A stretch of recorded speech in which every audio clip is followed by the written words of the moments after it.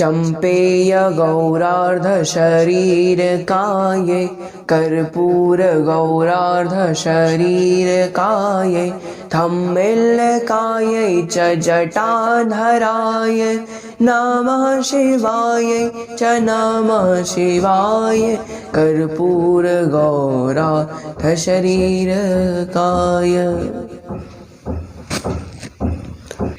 यहाँ पिछले भाग में हमने जाना कि कैसे श्री भरद्वाज मुनि श्री भरत जी की रिद्धि सिद्धि प्रकट करके परीक्षा लेते हैं और श्री भरत जी उस परीक्षा में पास होते हैं, यानी उसमें उत्तीर्ण होते हैं। अर्थात श्री भरत जी उस रिद्धि सिद्धि के माया जाल में नहीं फंसते और भगवान श्री राम की भक्ति में अडिग रहते हैं। यहाँ पर श्री भरत जी जो हैं अब भरद्वाज मुनि द्वारा दिखाए गए रास्ते पे चलते हुए चित्रकूट पहुँच जाते हैं। चित्रकूट में एक व्यक्ति को भेजते हैं, कहते हैं कि ढूंढो राम जी की कुटिया कहाँ होगी। यहाँ पर राम जी भी सीता माता के साथ एक आसन पर बैठे हुए थे और लक्ष्मण जी लकड़ियाँ लेने के लिए जा रहे थे। यहाँ पर अब आगे क्या क्या होता है इसके बारे में हम आज के सत्र में जानेंगे। तो आइए आज की कथा को आरंभ करते हैं।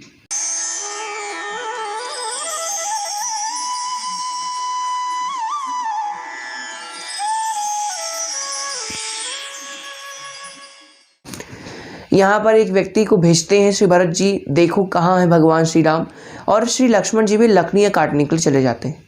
जब लकड़ियाँ काट रहे थे तब लक्ष्मण जी पेड़ पर चढ़े हुए थे, लकड़ियाँ काट रहे हैं और लक्ष्मण जी दूर से देखते हैं कि कौशल देश की ध्वजा फहराई हुई है, बड़ी सी सेना है, कई सारे लोग हैं। लक्ष्मण जी समझ जाते हैं, लक्ष्मण जी सोचते हैं कि भरत जो है वो अब भैया को मारने आ रहा है, अब उसका निष्कंटक राज आए, उस निष्कंटक राज के लिए अब भरत हमें समाप्त करने आ रहा। ये बातें श्री लक्ष्मण जी के मन में आती हैं। यहाँ पर लक्ष्मण जी दौड़ते हुए जाते हैं और भगवान श्री राम से कहते हैं कि भैया आज भरत हमें मारने आ रहा है, भैया आज आप मुझे मत रोकना। अगर वो भरत ने अगर आप पर कुदृष्टि डाली, अगर उसने आपको नज़र उठाकर भी देखा तो आज उसका अंत निश्चित है, आज आप मुझे नहीं रोकेंगे। तब यहाँ पर राम जी कहते हैं नहीं लक्ष्मण, तुम्हें कोई गलतफहमी हुई होगी, भरत ऐसा नहीं कर सकता। बड़े बड़े देवता भी अपने वचन से डिग जाएं, बड़े बड़े जो समुद्र हैं वो भी अपनी मर्यादा को भंग कर दें, नदियाँ सूख जाएं, लेकिन मेरा भरत मेरे साथ कभी भी विद्रोह नहीं कर सकता। लक्ष्मण जी कहते हैं भैया आप सबको अपनी तरह सीधा समझते हैं, लेकिन सब लोग सीधे नहीं होते, सब टेढ़े भी होते हैं कुछ लोग, तो उन टेढ़ों में से भरत भी टेढ़ा हो सकता है। राम जी कहते हैं कि नहीं लक्ष्मण, तुम्हारे वचन असत्य होंगे ये मैं साबित कर दूंगा, क्योंकि मेरा भरत ऐसा नहीं हो सकता। यहाँ पर लक्ष्मण जी कहते हैं कुछ भी हो, लेकिन आज मैं उस भरत का काम तमाम करके रहूँगा, आज मैं उसका अंत करूँगा।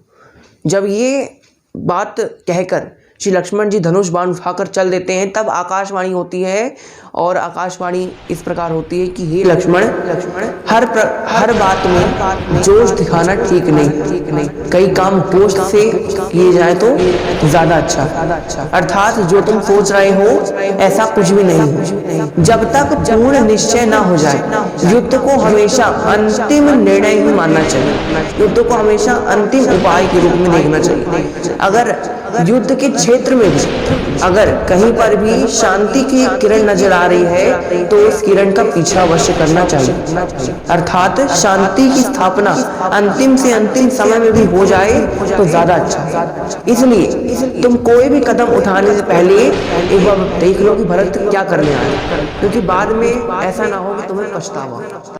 तब यहाँ लक्ष्मण जी कहते हैं ठीक है। यहाँ भरत जी आते हैं और श्री राम जी के पैर छूते हैं, गले मिलते हैं। यहाँ पर लक्ष्मण जी बड़े ही आश्चर्यचकित हैं, देख रहे हैं कि भरत जी क्या कर रहे हैं, मतलब उनका जो अंदेशा था वो गलत हो रहा है। भरत जी कहते हैं भैया मुझे क्षमा कर दो, रोने लगते हैं, बहुत ज़ोरों से रो रहे हैं और कहते हैं भैया मुझे क्षमा कर दो, मैं आपका अपराधी हूँ, आप चाहो तो अभी मुझे अपने बाण से आहत कर दीजिए। भाभी के चरणों में गिर जाते हैं, भाभी से कहते हैं भाभी मैं आपका दोषी हूँ। यहाँ पर लक्ष्मण जी को बहुत ही पछतावा होता है और कहते हैं कि मैंने कैसा सोच लिया अपने बड़े भाई के बारे में, और ऐसा नहीं होता। यहाँ पर लक्ष्मण जी भरत जी के पास जाते हैं और भरत जी के से पैर छूकर जो है उनसे क्षमा मांगते हैं, मैंने आपको गलत समझा, मुझे क्षमा कर दीजिए। यहाँ पर राम जी कहते हैं भरत तुम यहाँ कैसे, कहाँ और कौन कौन आया है। तब यहाँ पर भरत जी कहते हैं गुरुवर आए हैं, शत्रुघ्न आया है, माताएं आई हैं। तब यहाँ राम जी कहते हैं माताएं आई हैं, कहाँ है माताएं। माताओं को कहते हैं भरत जी कि हम उन्हें दूर छोड़ कर आए हैं, वो आराम से आते ही होंगे, हम लोग जल्दी जल्दी में आ गए। तब यहाँ पर शत्रुघ्न जी भी सबके पैर छूते हैं। इसके पश्चात गुरुवर आते हैं और माताएं आती हैं। यहाँ पर राम जी सर्वप्रथम गुरुदेव के पैर छूते हैं, इसके पश्चात माताओं के पैर छूते हैं और माताओं में भी सबसे पहले कैकेयी माता के पैर छुए हैं।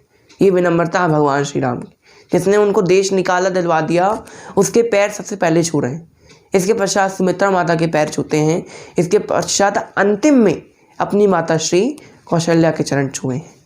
यहाँ पर कौशल्या माता श्री राम को गले से लगा कर रोने लगती हैं। यहाँ पर राम जी कहते हैं, भरत तुम लोगों का यहाँ अचानक से आगमन, सब कुछ ठीक तो है ना, सब लोग कुशल तो है ना, पिताजी कैसे हैं, पिताजी तुम लोगों के साथ क्यों नहीं आए? भरत जी चुप हैं। तब राम जी कहते हैं, भरत तुम चुप ना मत रहो, तुम्हारी ये चुप्पी मुझे बहुत आहत कर रही है, बताओ पिताजी क्यों नहीं आए, कहाँ हैं, कैसे हैं? तब यहाँ भरत जी बहुत ही मंद स्वर में कहते हैं कि भैया पिताजी हमें छोड़कर चलेगा। जब ये सुनते भगवान श्री राम, एक समय के लिए उन्हें बहुत बड़ा आघात हुआ है और भगवान श्री राम गिरते गिरते बचते हैं।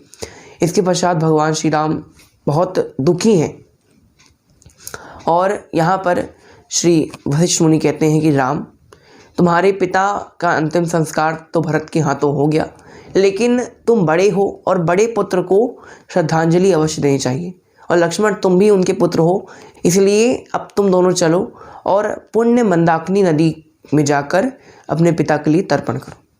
यहाँ पर रात्रि हो जाती है। रात्रि के समय श्री निषाद राज भी उनके साथ आए हुए थे। श्री भरत जी के साथ निषाद राज आए हुए हैं और निषाद राज सारा प्रबंध कर देते हैं। सारी जो प्रजा है वो सबके रहने के लिए, खाने के लिए हर प्रकार का प्रबंध कर देते हैं। यहाँ पर रात्रि होती है। रात्रि में सभी लोग विश्राम करने के लिए बैठे हुए हैं। यहाँ पर राम लक्ष्मण गुरुदेव के चरणों को दबा रहे हैं और इसी के साथ साथ जो है भरत जी भी माता कौशल्या के कक्ष में हैं और सीता माता भी माताओं के चरणों को दबा रहे हैं। यहाँ पर भरत जी कौशल्या माता के कक्ष में हैं। भरत जी कहते हैं कि माता भैया के निश्चय को डिगाना, भैया के अगर निश्चय कर लिया है उन्होंने रहने के लिए तो उनको डिगाना तो असंभव है, लेकिन फिर भी मैं प्रयास अवश्य करूँगा। इसलिए यहाँ पर भरत जी कहते हैं कि माते आप कृपया मुझे ऐसा कोई मार्ग बताइए जिससे मैं भैया को अयोध्या वापस ले जा सकूँ। कौशल्या माता कहती हैं तुम्हें अगर ऐसा कुछ करवाना है तो तुम्हें जाकर श्री वशिष्ठ मुनि से निवेदन करना चाहिए, क्योंकि उनकी बात कभी भी राम नहीं टालेंगे, क्योंकि गुरु से बढ़कर किसी का स्थान नहीं होता और गुरु की आज्ञा वो नहीं टालेंगे। यहाँ पर भरत जी गुरुदेव के पास जाते हैं। गुरुदेव कहते हैं कि भरत देखो, वैसे तो राम के निश्चय को डिगाना असंभव है, लेकिन फिर भी तुम मेरे शिष्य हो और मैं अपने शिष्य को कभी निराश नहीं कर सकता, इसलिए मैं एक बार प्रयत्न अवश्य करूँगा। लेकिन मेरे प्रयत्न करने से पहले तुम्हें प्रयत्न करना पड़ेगा। तुम एक बार देखो और लक्ष्मण से जाकर कहलवाओ राम से, क्या उसकी इच्छा है, एक बार उसके मन की इच्छा जान लो और उसके बाद मुझे आकर बताओ। अब यहाँ भरत जी लक्ष्मण जी से कहते हैं कि जाओ और राम जी से पूछो कि क्या वो राज्य में वापस आना चाहते हैं या वापस नहीं आना चाहते, यानी उनका क्या निश्चय। तब लक्ष्मण जी कहते हैं, राम जी के चरण दबाते हुए कहते हैं कि भैया आपको पता है भरत यहाँ क्यों आए? तब राम जी कहते हैं हाँ मुझे पता है, वो पिताजी की सूचना देने आए हैं। कहते नहीं, भरत आपको राजा बनाने के लिए अयोध्या वापस ले जाने के लिए आए, तो भैया आप उनके साथ अयोध्या वापस जाएंगे?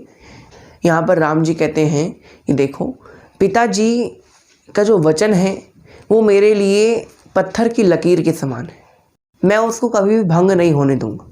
इसलिए भरत वो मुझे राज्य में वापस ले जाने का जो निश्चय है वो त्याग दे तो ही अच्छा होगा।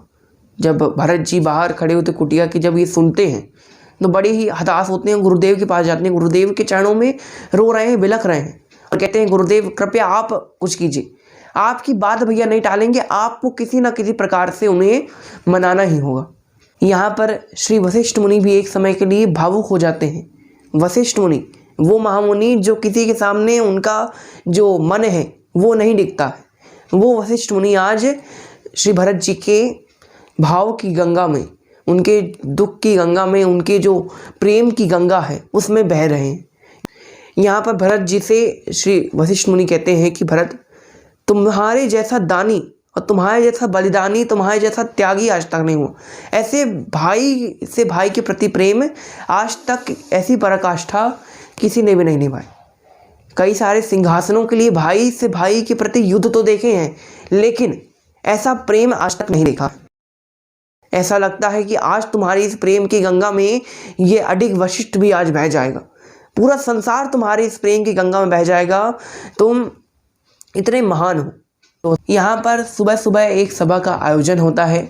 यहाँ पर अब आगे क्या क्या होता है इसके बारे में हम अगले सत्र में जानेंगे। तो आज की कथा को हम यहीं विराम देते हैं। जय श्री राम।